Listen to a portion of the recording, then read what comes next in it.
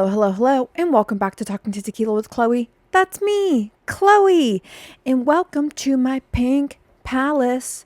I would, if I was a vulgar girl, say pink palace, but I'm not. But I will say that I've just kind of been rebranding lately. Pink's always been my favorite color, 100,000,000%. However, with this winter and how it's been, and the fact that the devil's trying to bring us down to hell with everything going on right now. The winter, the weather, black is slimming, brown is slimming, like to wear things that make you look cute in like a cutesy little girl, petite little woman. But it's like at the end of the day, I got to bring in the pink because we got to keep the soul high. We got to keep the spirit high. So like pink nails, pink pants, pink bedspread, pink sheets. And that's the way it's going to be for the foreseeable future. I'm not going to be crazy like one of these people that's like, I've only worn purple for 34 years. No. Like, I'm not going to be crazy like that. But like the little splashes of color just strewn about my life is helping me. Okay. Now, this week we have a great episode, a little girls' night recap, a little financial fall recap. I got a Thai massage and I'm coming straight off of it. That's why I'm in my lounge, like exercise wear, because I'm coming straight out of the hands of a Thai woman and I need to tell you all about it. A new podcast that I found that could be like my new number one. I don't know yet. I don't want to speak too soon or out of turn, but like it could be. And then a little tequila time. Jim Carrey, what the hell? What's going on with Jim Carrey? We're going to get into it. A little Michael B. Jordan news, a little for Michael B. Jordan and the award he just won. And then, of course, what has taken the internet by storm, Shia LaBeouf. And what's going on with that man. We've got to get into it, okay? And then we're wrapping with a little Cluvy time and a little Sava Sava. Now, you may ask me, oh, are you going to be talking about the Iran conflict, Chloe? Like, we love your politicking segments. For me right now, this is where I'm at. I'm going to check in with you guys, okay? And I think you guys might be in the same boat as me, okay? I didn't vote for this. I didn't vote for that man. I didn't vote for his rash. I didn't vote for his wars. I didn't vote for his killings. I didn't vote for any of this, okay? So when I say I'm taking several steps back on that one, that's what I'm doing. Not because I don't care. I'm following it personally in my life. But for me right now, like, what am I going to get? There's 1,000 videos on the internet talking about it. What am I going to get on there and say? I don't know. And to be really real, because this is important, and this is important coming from influencers that you follow. There are things that I can speak on in detail that I know thoroughly. Right? Or I know how it affects my personal life or my job or my patients or things like that. Like, for example, when tariffs were rolling through, I had real-time examples in my job where I saw how that was affecting patients of mine. So I was able to speak on that very knowledgeably. With what's going on right now in Iran, it is a huge deficit for me of really truly knowing. Like, I feel like I know pockets of it, but I don't think I know enough of it to speak with conviction, and I don't want to speak out of turn on something. So this is like what I do know vaguely. The United States is working with the Israeli government, I believe, in the attack on Iran. The Israeli government has already participated in war crimes where they're not being held accountable for that.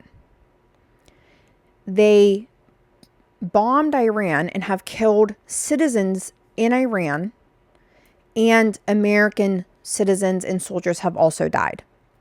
However, there is a part where I'm hearing from some Middle Eastern individuals that their supreme leader, who was extremely oppressive, was killed. And that is being celebrated by some because he is a religious extremist who oppresses women. That's what I know, and I don't know the ins and outs of any of those details, and I don't want to speak out of turn on that.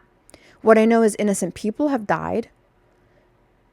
But I do believe that that supreme leader has also killed tens of thousands or hundreds of thousands of innocent people as well. And I also am not mature enough to not just say anything Donald Trump does I find to be deplorable and in poor taste with bad intention, because even if this supreme leader is horrific and horrible and it was a good thing he died, he didn't do it to free the oppressed. He did it for oil, I think. So I don't know.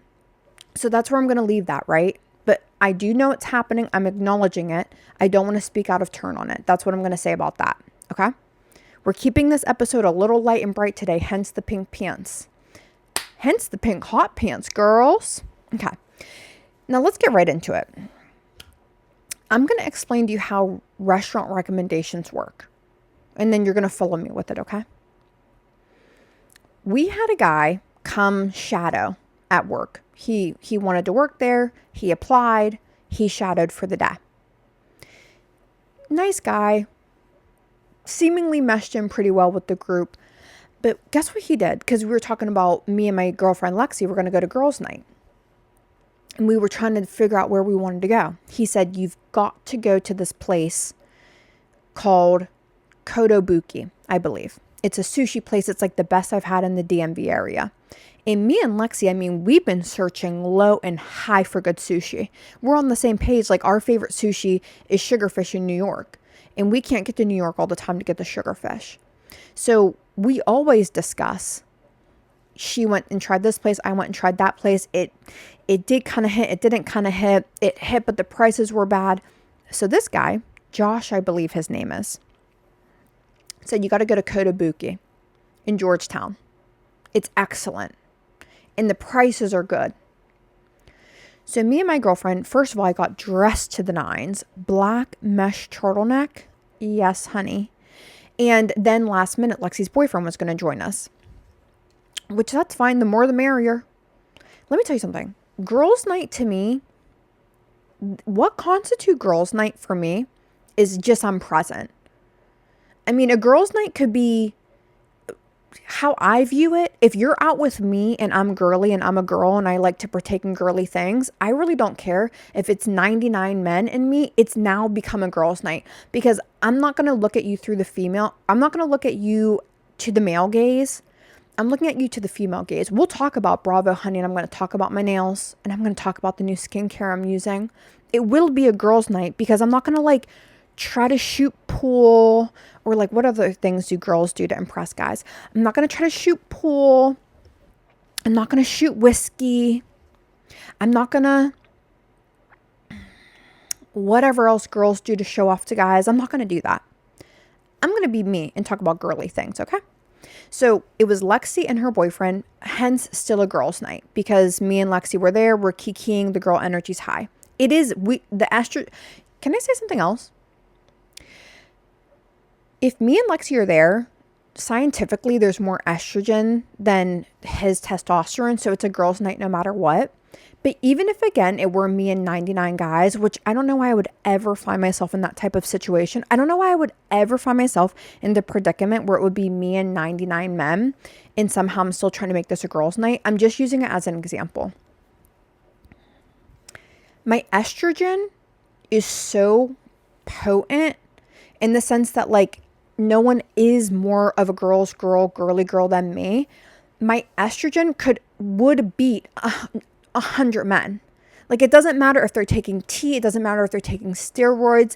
It doesn't matter if they all just got off their blue collar jobs and their little fingertips are burnt with electrical wire and they have oil smudged around their face from working in some oil field, or they still have coal miner dust on their brow. It doesn't matter. My estrogen would overpower their testosterone. Therefore, it would be a girls' night. And that's how I feel about that. So, how the restaurant recommendations work is someone recommends a restaurant and then you go. See how that works? See how that works? When someone says, I'm dying for good sushi in the DMV area, and someone goes, I know the best place, it is your job as the recipient of that information. They gave you a recommendation from their heart and their soul. okay? And it's your job as the recipient to henceforth go and try it. When I tell you we were there within 4 days, I mean it sincerely.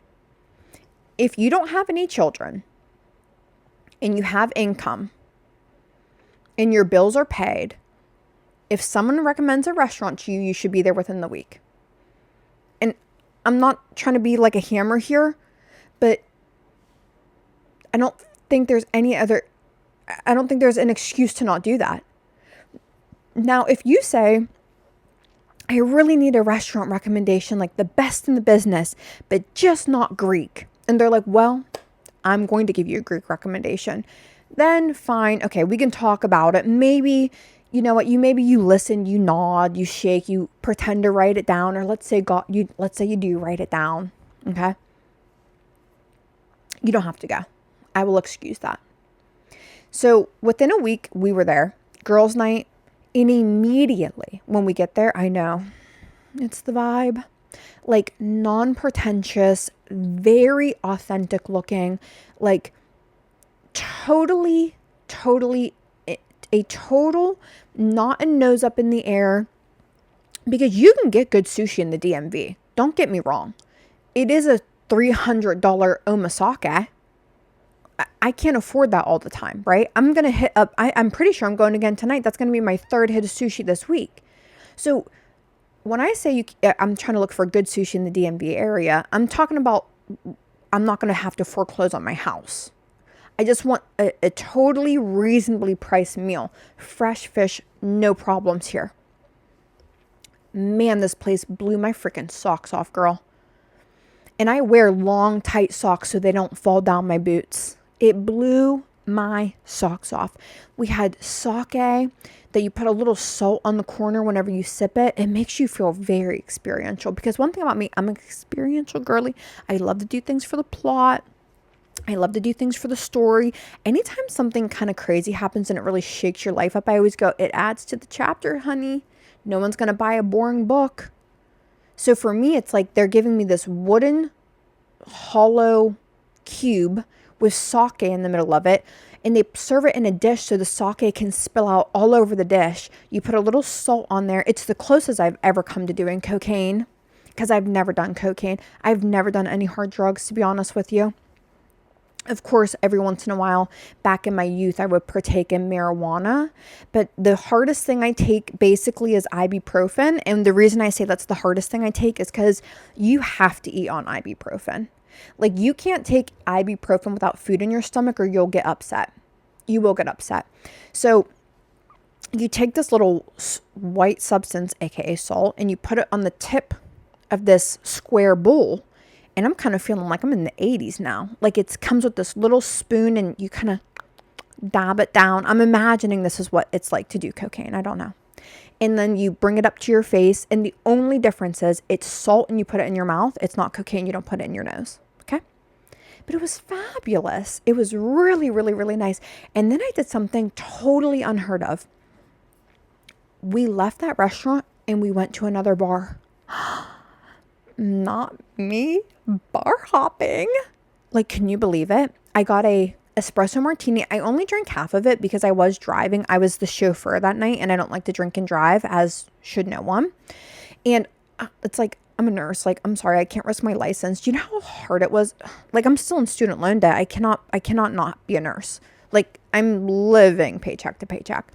So we went to another bar right up the street. Had a half espresso martini. Now, Lexi's boyfriend is a lobbyist, which I was learning about. I don't know much about lobbyists. What I do know is I think there was lobbyists present in Evan Almighty, which was the sequel to Bruce Almighty. I'm almost positive, and so that's my point of reference. But he was telling us that there's nurse lobbyists and that we should be a nurse lobbyist. He said I'm so social and I'm such a good speaker that I should be a nurse lobbyist. Now, I do need to Google, are nurse lobbyists good or bad? I don't know. I'm not really sure about that kind of life at all.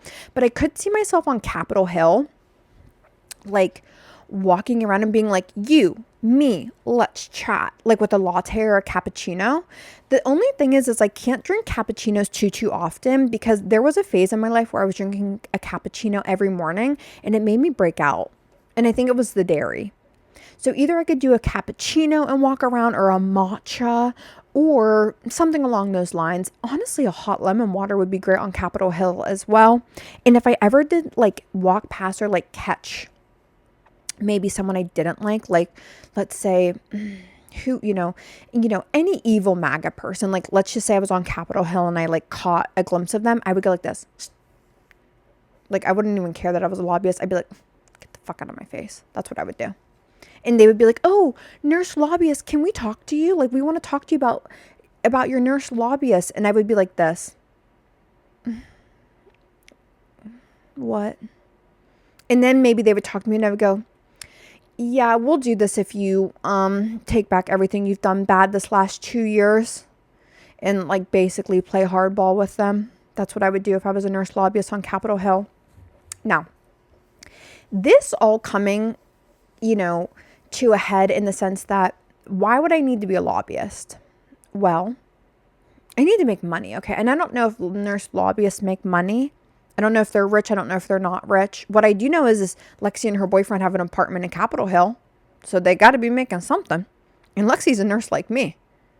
So I don't know if they do make good money or they don't make good money. Or I'm not really sure. And like, will I make it in this crazy thing called entertainment? God, I hope so.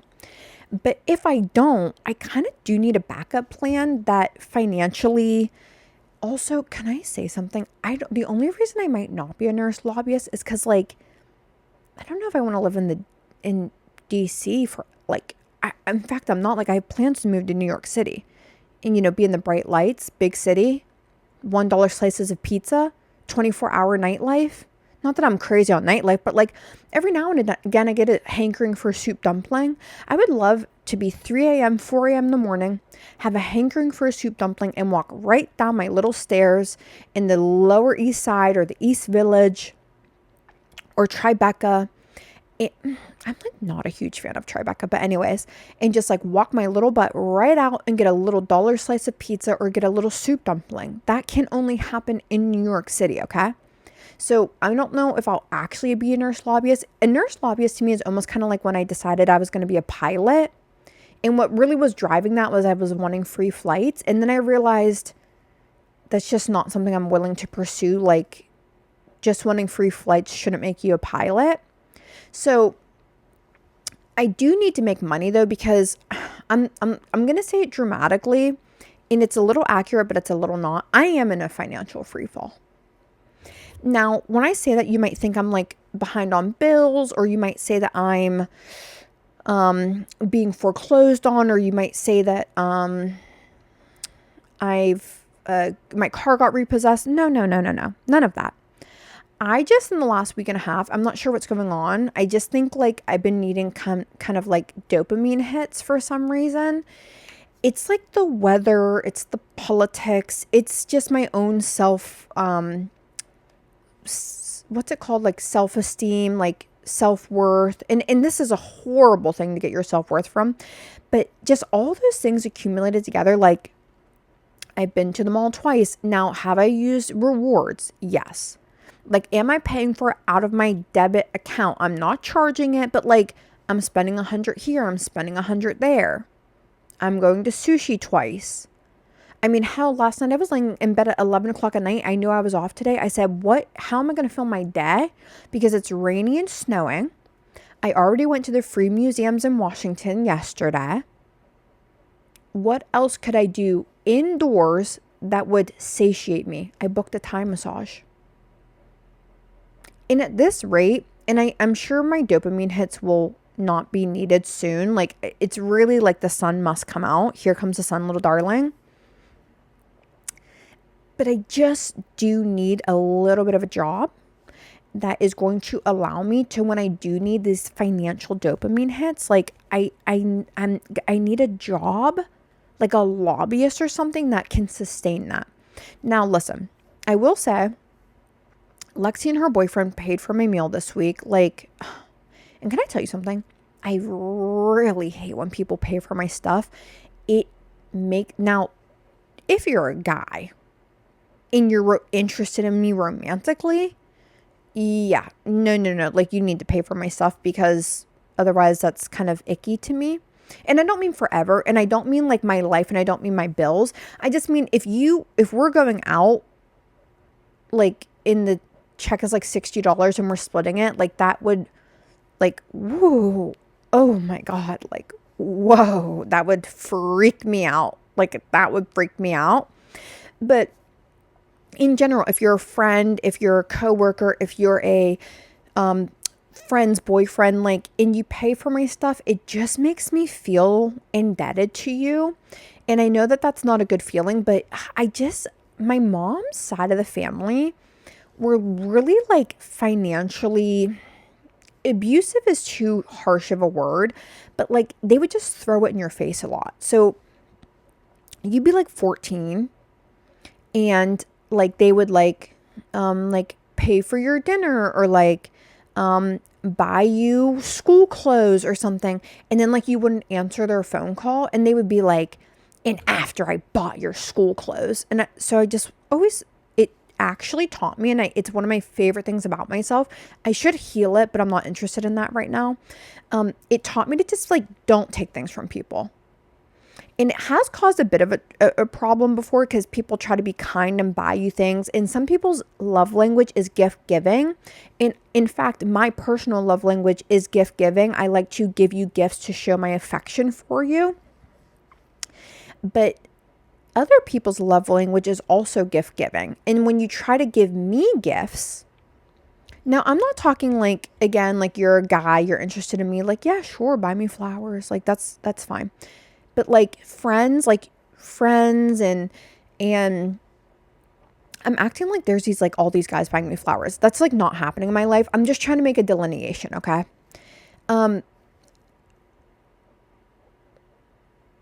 If you're just platonic in my life and you try to like pay for my lunch or pay for my dinner, like instantly I'm like, okay, here we are. And I know that they're doing it to be nice, but it just makes me feel like indebted. And I know that that's not true, and I know that that's not real, because real friends and stuff like that, they don't look at you that way. Like they don't look at you as like a tit for tat kind of thing. But they did pay for my meal. Now, we do have to get over this a little bit, because Lexi feels that same way and so do I. And so we're always trying to buy each other stuff. I mean, we're getting physical at this point. Like she's grabbing my card, I'm grabbing her card. She's grabbing my wrist, I'm grabbing her wrist. I mean, we both tried to pay for this sushi meal and she like nearly knocked the table over, because we were both, I mean, manhandling our wallets. And she like jumped up to pay it and like shifted the table and like spilled the sake. But like that's how kind of out of control we're getting about this. So maybe one of these days I will put my foot off the gas a little bit and like learn how to receive.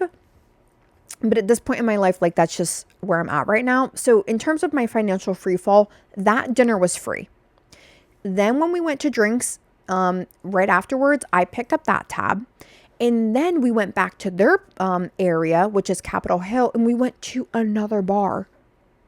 One was a restaurant, one was a restaurant with a bar, and then one was a straight up bar. And I was out till 2:00 in the morning. Yeah, you heard. Well, actually, I was out till 1:00 in the morning. Yeah, you heard that right. And I had a lemon drop shot, and I had a vodka cranberry. And I was social and met people at the bar, and we were all just chatting. And then me and Lexi did see the biggest rat in my entire life in the basement of the bar, because we did sneak down to the basement. I'm not going to lie to you. Just for the excitement of it all. Like there is a bar basement, but it was closed, but we just snuck down there so we could like look around. And there was a rat the size of my head right there, scurrying about. And that was actually really scary. And then we went back to their place. I spent the night. And Lexi's very petite, and she gave me her shorts and a sweater to sleep in. And I was like, okay, wow, what a way to end the night. Like, okay, it's 2:00 in the morning and my teeny tiny petite girlfriend's giving me her pajamas. So let me just shove my body into this and try not to kill myself. And guess what? Like, no, I put it on and it fit, and there was a little room in the sweatshirt. You heard it here first. And I'm not like promoting being too skinny. Let's be real. I'm 182 pounds of solid, adipose and muscle. So it's not like I'm like saying like, oh, like I'm not like promoting being 90 pounds or whatever. And if you are healthily, like rock on, girl. But I'm just saying, like, for me, I was like, that's fucking awesome. Like, yeah, I can fit in her clothes now. Like, I don't think people understand going from a point in your life where you couldn't even shop in stores to going into a point in your life where like you can fit into your friend's pajamas. Like, it's really just monumental. Okay. Let me just be real about that. Now, we did sit on their couch and drink red wine and sing Queen for like an hour, which was really fun as well. And then I went to bed, but it was just a hell of a night. Like, honestly, I need more girls' nights like that in my life. Now, back to this Thai massage. I booked a Thai massage last night at 11 o'clock at night. I needed to feel something. The weather was going to be bad. And I just needed to feel. Honestly, I've never had a Thai massage, but I know they kind of beat the shit out of you. And I was kind of in the mood for that. Like, I wanted to feel something. And I actually was thinking of going skydiving. It was to the point where I was like, skydiving, DMV area, bungee jumping, DMV area. And then I thought, my God, don't act manic now. Like, okay, like I did need to get a rein on it a little bit, but I just wanted to like feel some adrenaline or something. I wanted to feel adrenaline outside of the political climate. It's almost like I wanted to control my own adrenaline. Do you know what I mean? So I'm like, okay, get a hold of yourself. Like, don't act manic now. But I wanted to have a little just something. And I thought, you know what? I've heard these deep tissue massages at Thai parlors are really gnarly sometimes. And so I thought, I'm going to book that. I did some research. I found a place in Alexandria. I believe it's, Alexandria, Virginia.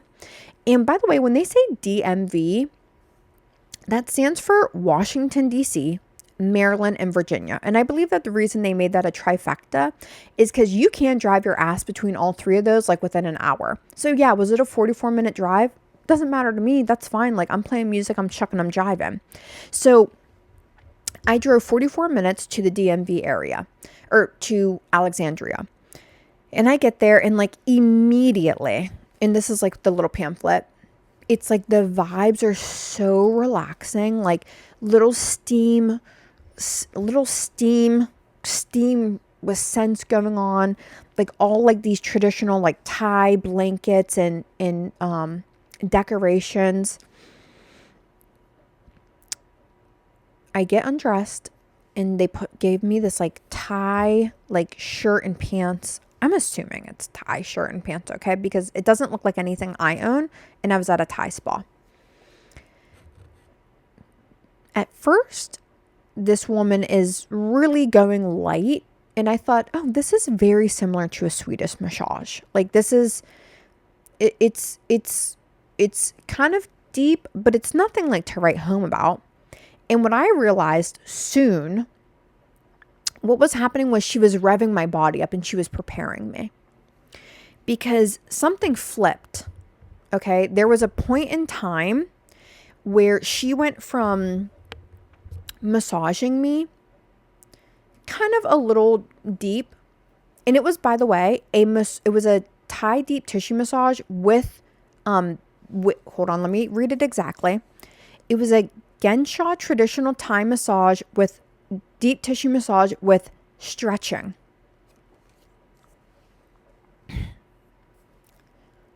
Let me tell you something. I know right now it doesn't hurt too bad. I know tomorrow it's going to feel like I was fighting with the devil. Okay? This woman, this older woman, was up on the table with me. My arms, she had my arms like pulled back like this. She had me on my stomach, the tips of my feet pop. If you're watching on YouTube, you're going to see it. If you're listening to the podcast, just trust me what's happening right now. She had me on my stomach with my legs pulled up so high. My toes were touching the back of my head, okay? She had my arms like this, pulled up. She had my arms like this, pulled up. At one point, I was on my stomach.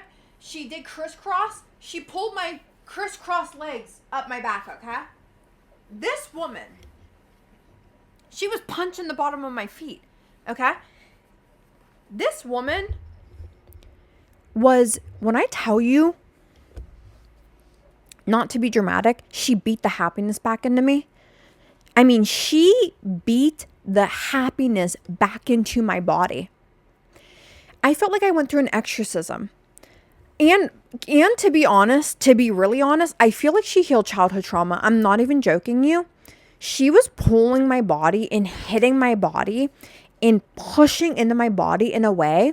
I've had a lot of like cramping lately, like abdominal, like cramping, like period cramping. When I tell you she pushed and pulled my body so much that I feel like she unlocked chakras in me, my hips cracked. And my hips have never cracked in my entire life. I'm not one of these girls that goes, watch, and like crack. Like, that's not what I do. I feel like she healed childhood trauma. I'm not even being dramatic. It, to me, was... You know how people travel to like Costa Rica and they do ayahuasca retreats? I feel like I was on I feel like I did a 7-day Costa Rican ayahuasca retreat in an hour and a half in Alexandria, Virginia. And when I tell you, you can't get that massage more than, I'm being dead ass, once a month. Like, I don't think you can get a Thai deep tissue massage more than once a month. I don't think it's healthy for you. I don't think it's even possible. I think you would, I mean, I think it would get to the point where it would be almost life-threatening, okay? But they do have other massages. They do Swedish massages, hot stone massages, foot reflexology massages, all that. But man, I needed that today. Holy God. So in my financial freefall, the number one thing that I was happy about was that Thai massage, okay? It really did something good to me. Now, not to be dramatic, but it's just the way it's going to be today. Ever since Mark Maron ended his WTF podcast with Mark Maron, it actually did ruin my life. Like, when I say that for me, and I think for a lot of people, there needs to be something that anchors you. I think for a lot of people, it might be kids, or for a lot of people, it might be like the weekday 9 to 5 with like the weekend rolling up, or for some people like me who are just flutzing around life, like a weekly podcast that you kind of rely on. It's an anchor in your life that happens every week that just keeps you from free falling, okay? And ever since Mark Maron ended his podcast, and the reason I really liked his podcast was because it was so socially relevant with what was going on in the world that it was almost like a weekly check-in. It was like a weekly, like, close the loop and let's talk about it and discuss it and work through it and process it. And then let's start next week. It was like a refresh. It was almost like it was like a neurological ice bath. It was like a spa for my mind. And ever since he ended his podcast, I just felt, I don't know if it's in life in general, or maybe in social media consumption, or in the world, in the political world or something, but I just feel like I've been free falling. I have no anchor. I have nothing to lock me in. It's like, it just feels like the weeks turn into the months and it's all rolling and there's nothing to hold on to. That's how I feel. And I've been looking for a podcast to ground me a little bit. And I don't even really know if that's what podcasts are for. But again, at this point in my life, like, I'm doing things my way or the highway. Okay. And for right now, with me feeling like I'm just free falling in life, I'm not open to constructive ways to get over that right now. I saw a clip on TikTok of this guy really being hilarious and really real about something. He was talking about guys liking girls, and he was just being so real. His name is Dylan Carlino, and he's a gay guy. And he was like, oh, they didn't call you? They don't like you, girl. Like, get your head out of your ass. Like, they said that they would call you at 7 and they called you Thursday, the following Thursday. They don't like you. I'm not here to explain this to you anymore. I'm not here to spoon feed you life, girl. figure out, you're smart, you're pretty, blah, blah, blah. Like, it was just so real. And I was like, let me download this Feeling Girly podcast. Now, listen, it does have me self-reflecting a little bit because this guy is so unhinged in like a really warm way. Like, he just says what he wants to say. Like, it seems like there's no like notion of like, is that going to get me in trouble or is it not? Or like, like, it's an advice podcast. So like the beginning of it is like his little like catch up on life. And then the end of it is people write in emails and he gives them advice.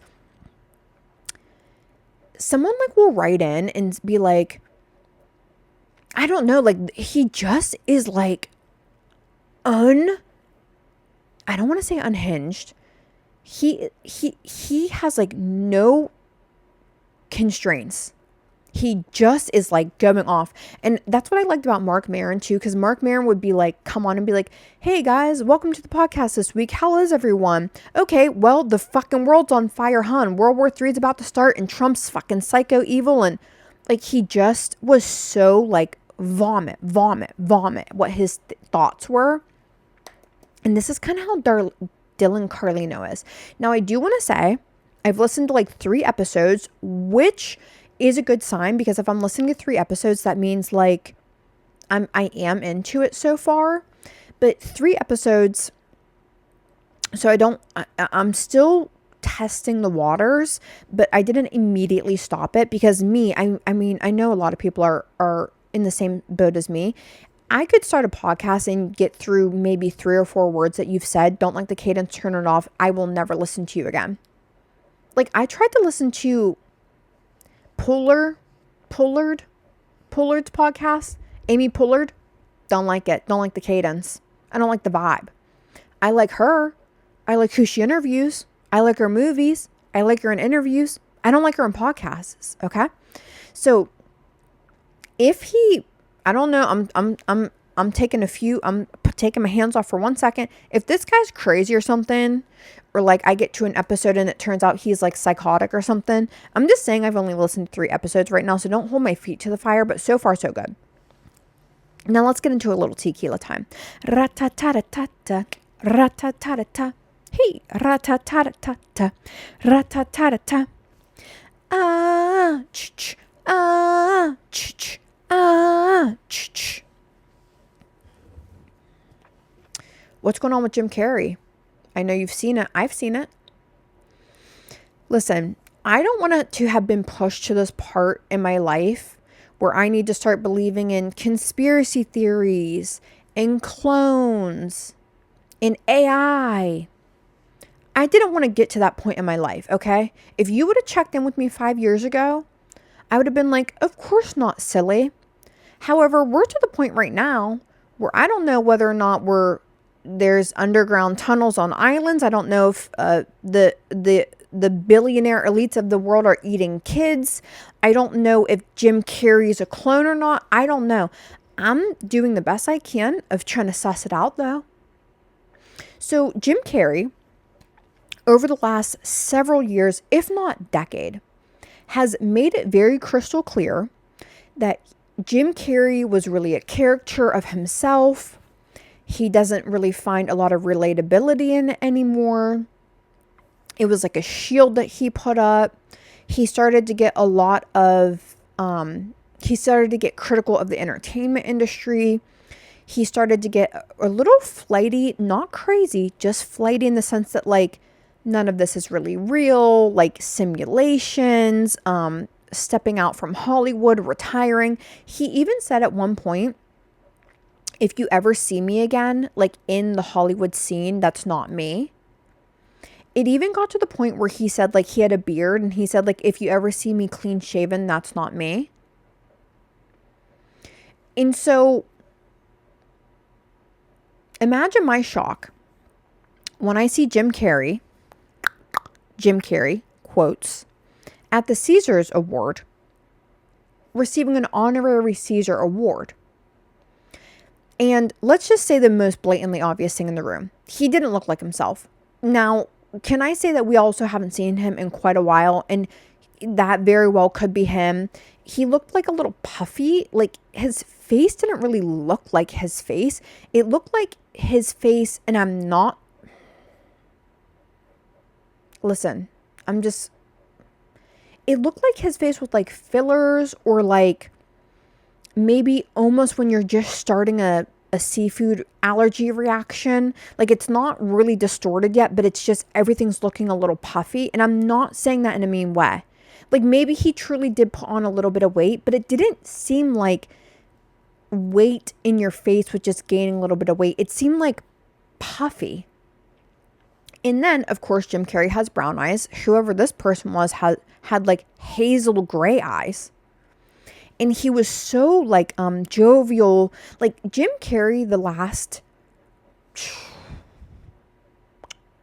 5 to 6 to 7 years, whenever you see him, he's extremely direct, very distressed seeming almost, very critical, very cynical, and he's very much so like turned off from the Hollywood world, in the lore of the Hollywood world, okay?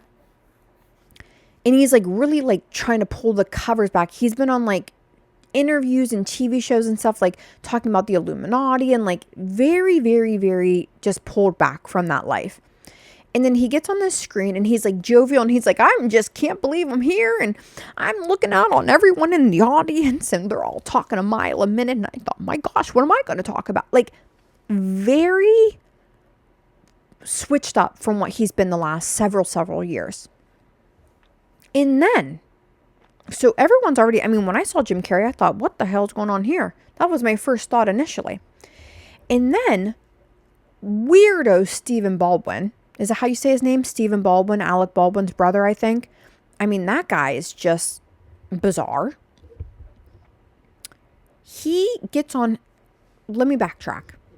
Then a video comes out with Jim Carrey looking very mischievous. And he goes, do I have your attention now? And it flashes then to 2027. Now, the TikTok that this showed up on had 3 videos posted, all with Jim Carrey, all talking about like, do I have your attention now? And then flashing to 2027, almost like a promotion. Now, here's the thing that I've been talking about, how AI chaps my ass. You already know how I feel about AI. Do you know how much is going on in this world right now? Do you know how stressed out we are? Do you know the cortisol levels we are experiencing? And now I need to figure out if every god dang thing I'm looking at, and Dad, I said god dang for you. I'm trying to not use the Lord's name in vain too much anymore. Every single thing that comes across my screen, I have to suss out if it's AI or not. It's the same thing I feel about Trump working with Israel to bomb Iran. I didn't vote for this. I didn't want AI to take over the internet. I didn't want AI to take over social media. And now I need to break my back to try to figure out if this Jim Carrey video is AI or not. Oh my God, dude. Adios, mijos. I'm sorry. Don't we have enough going on right now? Aren't we all at our wits' end? So this video pops up and you're like, okay, like, is this real? Is it promo? Is it AI? Is Jim Carrey really at the Cesar Awards? Are clones real? And if clones are real, I'm sorry, why would they start with Jim Carrey? It makes no sense. Aren't there other people that they would start with? More influential people? I have to worry about if this is really just Jim Carrey aging gracefully into who he is as an older man, or if he's been, if an alien's wearing his suit, his body as a suit. And so that video pops up. And then I got Stephen Baldwin, who has a check mark. So it's like, does this man know something more than us or not? Like, I don't really care about Stephen Baldwin. The only thing is like, he does have a blue check mark and he is in that entertainment world. So on Stephen Baldwin's TikTok, he's sitting there with a phone playing that promo Do I have your attention now? With Jim Carrey, do I have your attention now with the 2027 Flash? And then he puts the phone down, and he himself looks like a lizard man with a cowboy hat on. And now I'm trying to figure out if Stephen Baldwin is in on this movie. It's called it's hashtag one bad movie. And I'm trying to figure out, is Stephen Baldwin and Jim Carrey promoting a movie in 2027 called One Bad Movie? And this is all a ploy to get our attention? Or is Stephen Baldwin working for the lizard men? Is Jim Carrey safe? Is he healthy? I don't have the bandwidth for this right now. That's how I feel. And Stephen Baldwin, I mean, he just pissed me right off getting involved in this, because the video alone, we could chalk up to what we'll just have to find out in a year from now or not. But now I've got a C-list celebrity co-signing this video. And if Jim Carrey really is coming back, and this is an elaborate ploy for promotion, Stephen Baldwin? That's who we're working with? It can't possibly be. It can't possibly be. I mean, you would think with his star power, at least Ben Stiller, Will Ferrell, for God's sakes. You know? I don't know. It's just, I'm leaving it there for now. I'm going to shelf it. I'll pick it back up in 2027. We'll see what's going on then. Which, by the way, you think 2027, you're like, well, damn, we have to wait 5 years to even see if this is real or not. Honey, that's in 9 months from now. And if that didn't shock the shit out of you, then you are totally balanced out with all your hormones. Yeah, 2027 is in 3 months, compadre. So I don't know what your goals are in life. You want to know why I'm panicking? I mean, my God, at this rate, it's about to be freaking 2030. Holy shit. Okay. Now, good news, great news. I'm sandwiching this in between two kind of weird things. Michael B. Jordan. I'm going to tell you something, and I've said it all award season long, and I'm going to say it just a few more times because the Oscars are almost here. The 2026 award season saved my life. I don't care if that's dramatic or not. It's just the truth. I love movies. I'm a cinephile. It's given me something to look forward to. This year's movies really have reinvigorated me, okay? There was not a lot going on in the movie world ever since the writer's strikes. But this year is the year they really came back full force. Now, you already know how I feel about Sinners. They've already broken the record for the most Oscar nominations. They've actually won the most awards in the entirety of the award season. I think taking home 266 so far. I believe One Battle After Another is lagging behind them at 233, if my memory serves correct. However, as many of you know, I've been ranting and raving about it the last few months. Timothée Chalamet has taken these best actor awards. I'm trying to not poo-poo and rain on people's parades, but Michael B. Jordan in Sinners played twins. He did a great job. That movie was amazing. That movie, in terms of cinematography, outshone almost every other movie that I've seen this year. The music itself, I don't even need to speak for, that old blues music, okay? And so every award show has come and gone. And I already feel like the people, I feel like a lot of actors were getting snubbed this year. Jacob Elordi was winning, Timothée Chalamet was winning. And it just honestly made no sense. Because again, Jacob Elordi, literally, I'm saying this and I know I've already said it before, so I won't dwell on it. He grunted.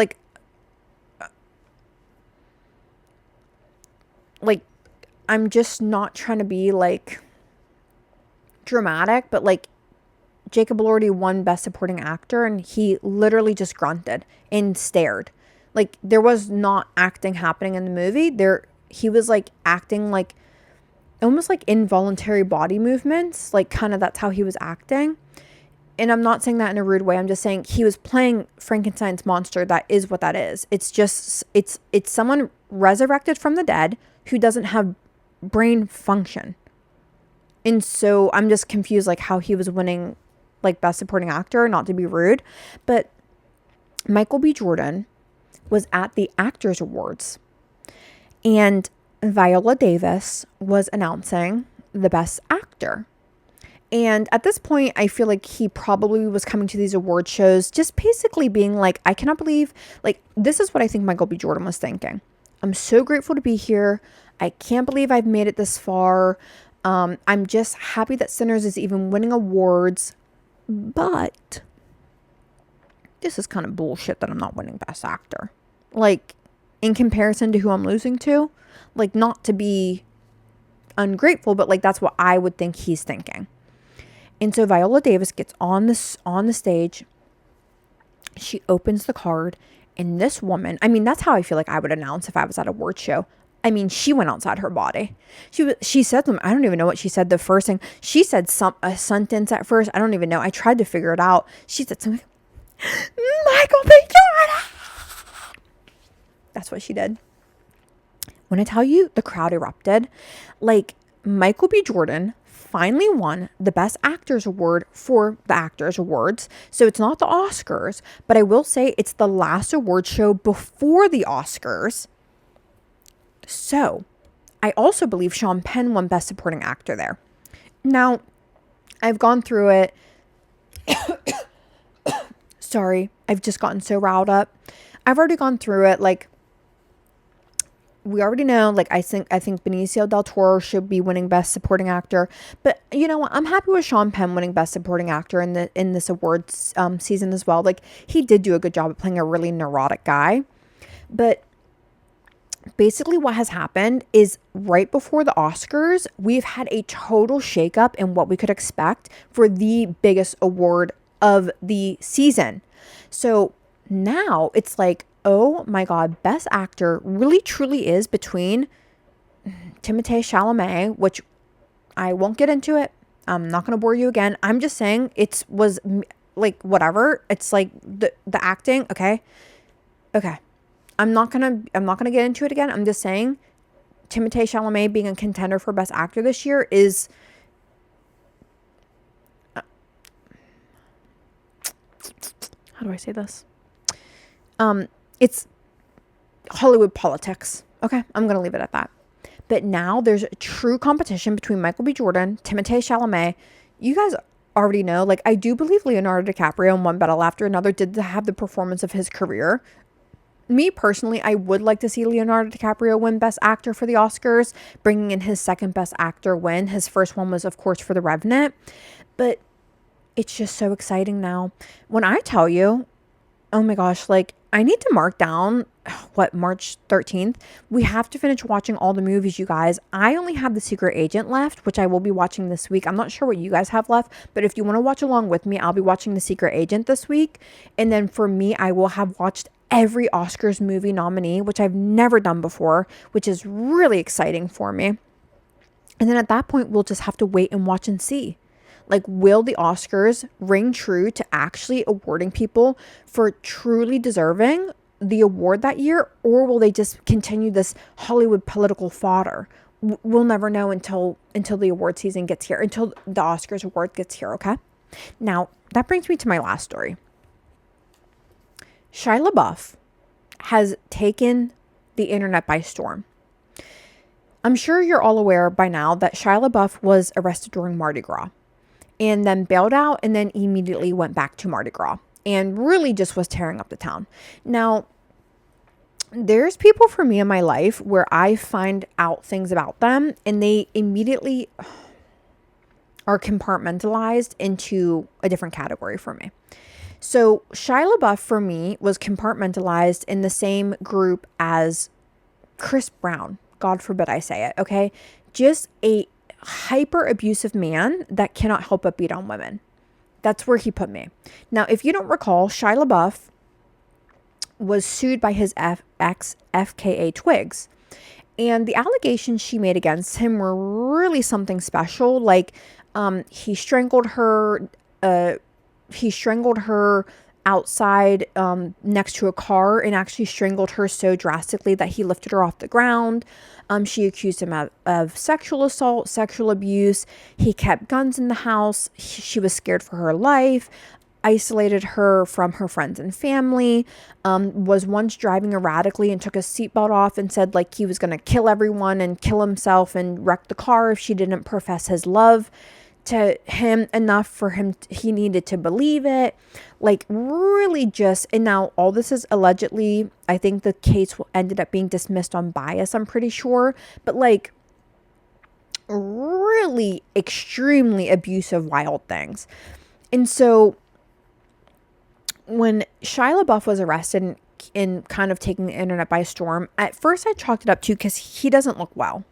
He looks like he's spiraling out of control. And I just kind of took it for what it was, just another childhood actor who just is lost, okay?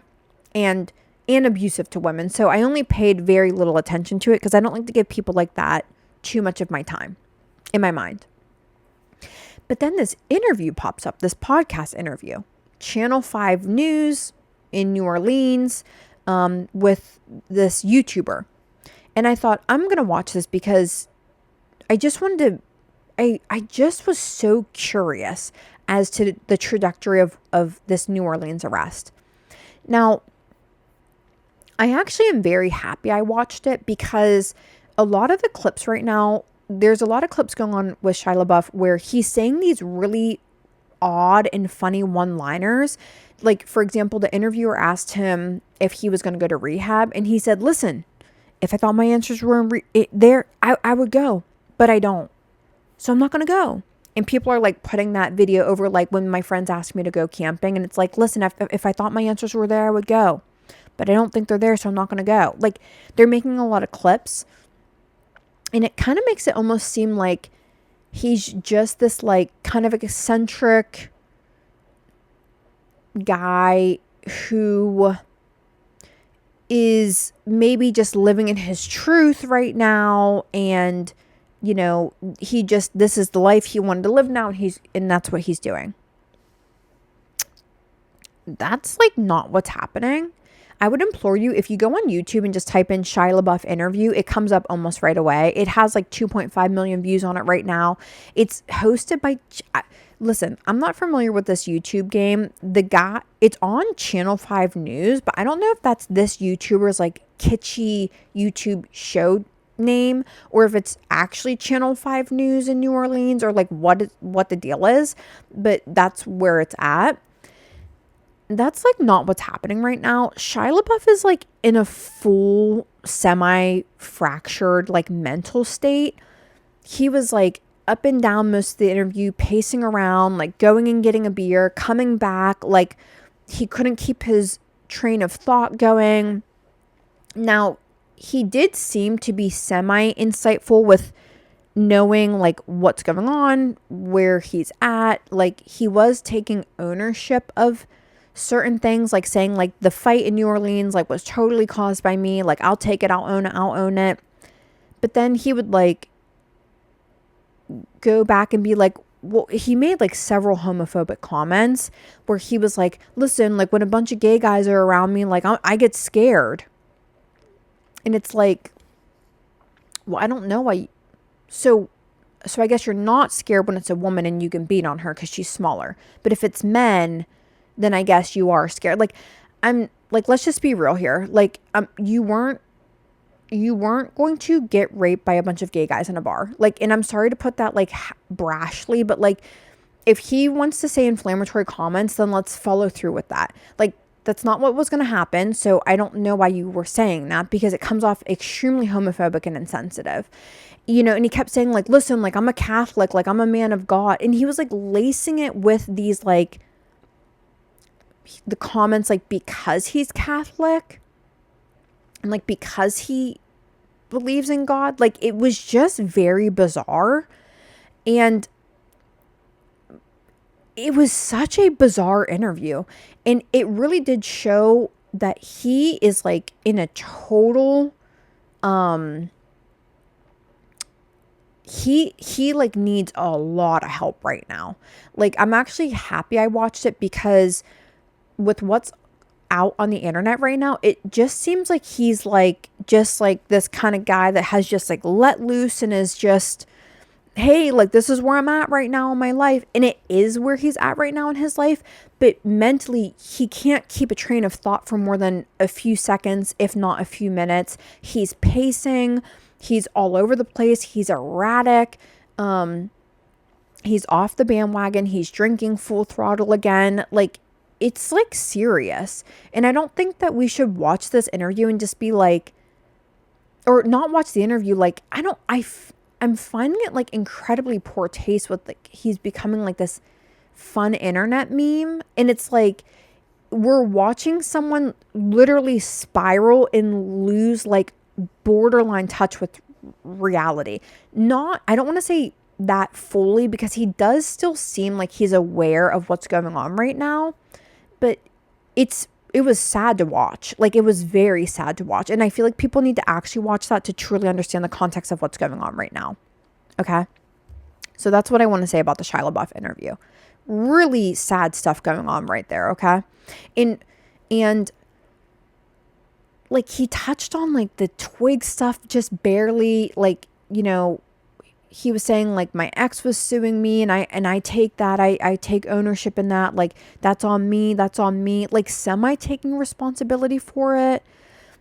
I don't know. It was just very, very hard to watch. Now let's just funnel right out of that. There's not a cutesy way to close that up, other than if you see stuff going on with Shia LaBeouf right now, I would implore you to watch the interview, because it's way deeper and more nuanced than what is coming off on the internet memes. Okay. Now let's get into a little Clovey time, because something really important happened yesterday, which, you know, I've said that Mark Maron ending his podcast a few months ago ruined my life. And it really did. Like, I feel that way, truly. However, I was able to see another piece of media really kind of reach in and start to pull me back up from the abyss. And I really hate that social media and movies can influence me that much, mentally and emotionally. But I'm just living my truth, okay? Yesterday was like a little bit of a rough day. I was like intermittently crying. Like, I was just feeling super shaky in my life. And when I tell you I saw this, and immediately my cortisol went up, my happiness went up, and I got a dopamine hit. As many of you know, I love Cillian Murphy.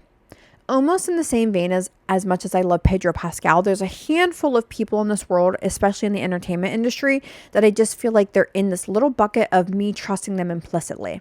Most of them are friends. Most of them are family. Pedro Pascal's in there. Cillian Murphy's in there. I trust him implicitly. Okay, Mark Maron's in there. I trust him implicitly.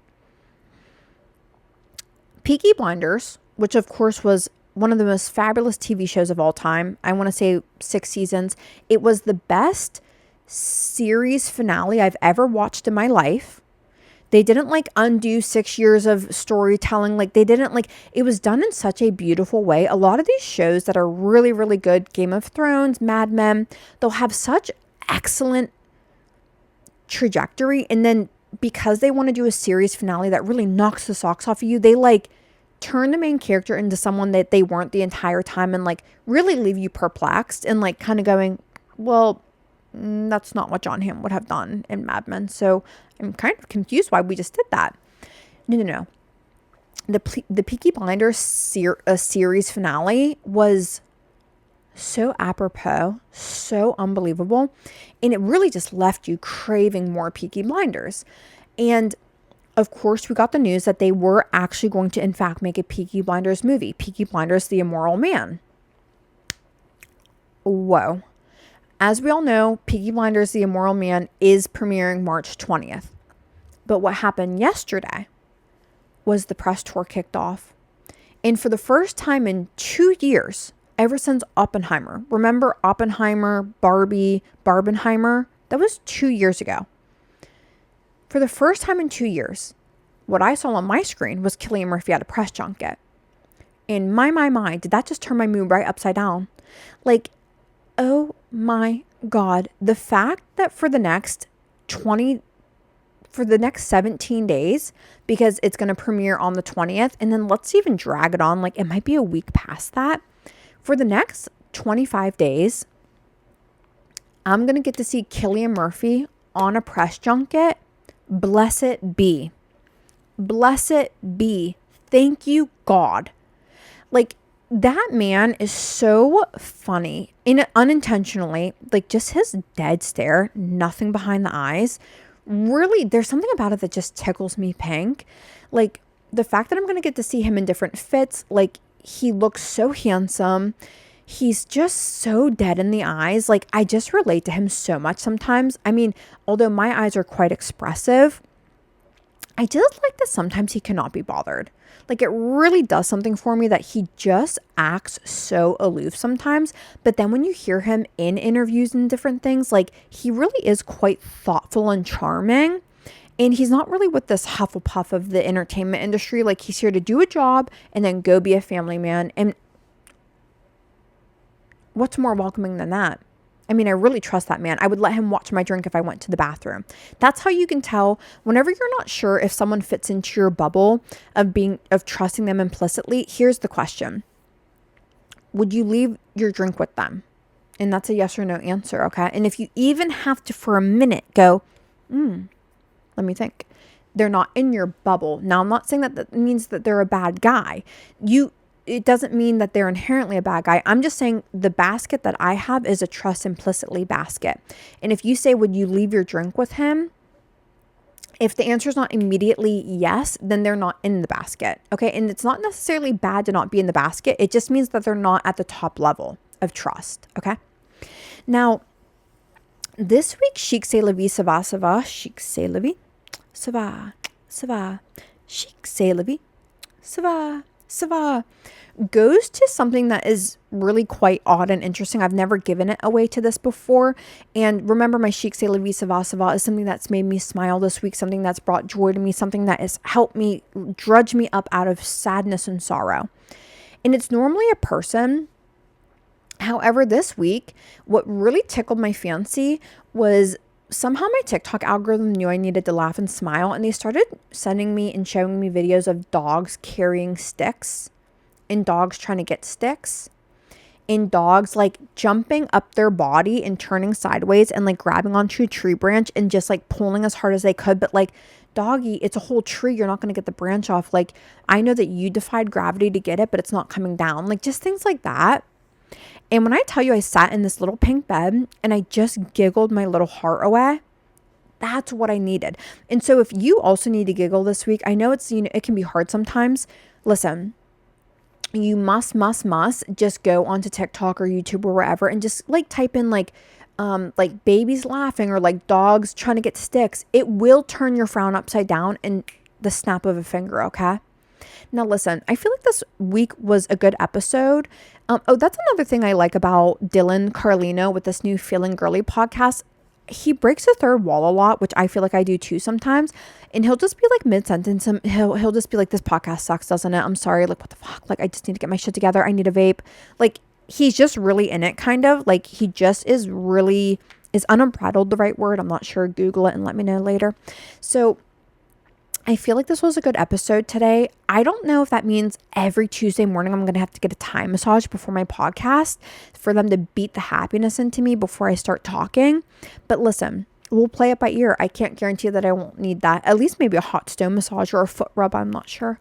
Now, like, rate, review, subscribe, share, follow me on your friends' phones. Be shady. Be shady. Take your friend's phone and follow me. I understand it's good to be honest and true and ask for consent all the time. And I do agree with that in every single facet of our life, except for adding me on your friends' phones. Send this podcast to someone. Why not?